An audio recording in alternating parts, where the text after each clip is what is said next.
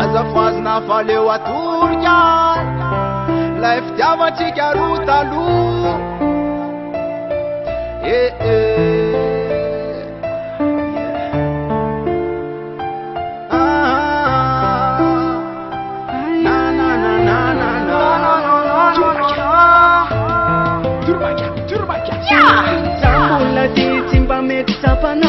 Utinao tsy hita fa nataonao kilalao ankehitriny efa niovy tsy tosika aminao enao ty mengaty tonga hitalao tonga taraina hipampikafadisy tonga taraina mba hifona kely pisy faliny tezao mitadiava vaovao fa ny aty efa tiao efa tila ny ela ny atsika sy anao konsay nomeko anao kazafoazina le talo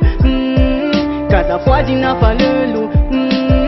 Van fuke fa mesa na tsana wenzoni Tufkrane no fe fa miande le roni Zakuts makalaki ma aiza maminda mle fena na wap Nyatika siano efatila ni ena katisa zatawe Kanta kwazi na pataru avalone Apande ferni ampute mbamtune Efarangara king chazu lofna izoni Samima na zatena mbate simlolo Zapakiano famulati Katalanya lumiangabi Mayereza swapati Anya kabandarikala lumanonafti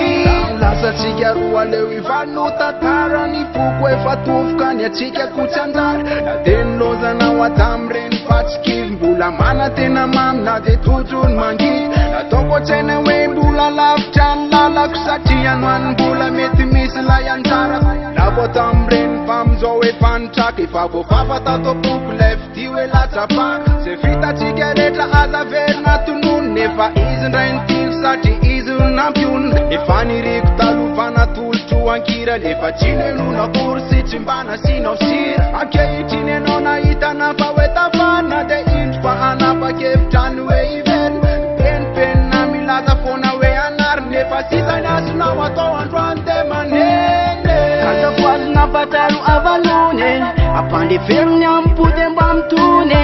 Efarangara king chazu lofna izoni Samima na zatena mbate simlolo Zapakiano famulati Katalanya lumiangabi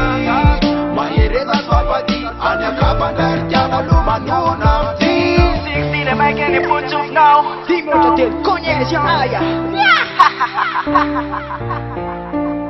Yeah